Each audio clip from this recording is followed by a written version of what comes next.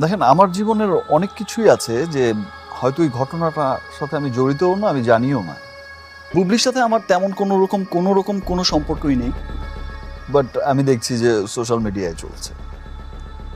তো এমন অনেক সময় অনেক কিছুই, বড় বড় জিনিস অনেক অনেক অনেক ঘটনাই আছে যেটার সাথে আমি জানিই না। বুবলি যদি কেঁদে কেঁদে মরেও যায় তাও শাকিব খান তার মেয়েকে স্বীকৃতি দিবে না।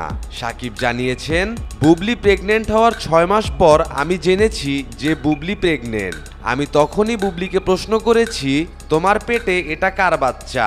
উত্তরে বুবলি আমাকে বলেছে, বাচ্চা জারি হোক, তাতে তোমার মাথা ব্যথা কেন? আর স্বীকৃতির যে বিষয়টা বলছে, মানে এতদিন আমার ক্যারিয়ারের কথা ভেবে চুপ করেছিলেন, আর কালকে আমার ক্যারিয়ারটা উজ্জ্বল হয়ে গেছে।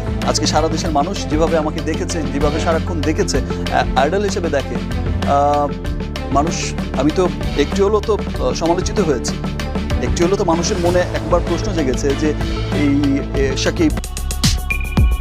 শাকিব খান আরো বলেন, বুবলিকে যেহেতু আমি বিয়ে করেছিলাম তাই সবাই ভাবছে বুবলির মেয়েটাও আমারই, কিন্তু বুবলিকে আমি আরো 4 বছর আগে ডিভোর্স দিয়েছি, তাই জোর গলায় বলছি এটা বুবলির অবৈধ সন্তান। একটা কেউ কিন্তু বলতে পারে, যতজনই আমাকে ফোন করেছে আমি বলেছি কোত্থেকে পেলেন, কে বলেছে? আমি বলেছি না আমার কোনো লোক বলেছে। তো এটা কে বলেছে ভাই? আমরা শুনেছি। তো একজনের কাছ থেকে দুজন এই বিষয়টা কিন্তু ছড়ানো হয়েছে ফেসবুক স্ট্যাটাসে। আসলে যারা অনেকেই দিয়েছে, যেহেতু বুবলির নামটা এসেছে। বুবলির কন্যা সন্তান ইস্যুতে শাকিব খান সরাসরি কথা বলে ভালো একটি কাজ করেছেন। এখন বুবলি বুঝবে কত ধানে কত চাল। সন্তানের আসল বাবাকে এবার সামনে আনতেই হবে।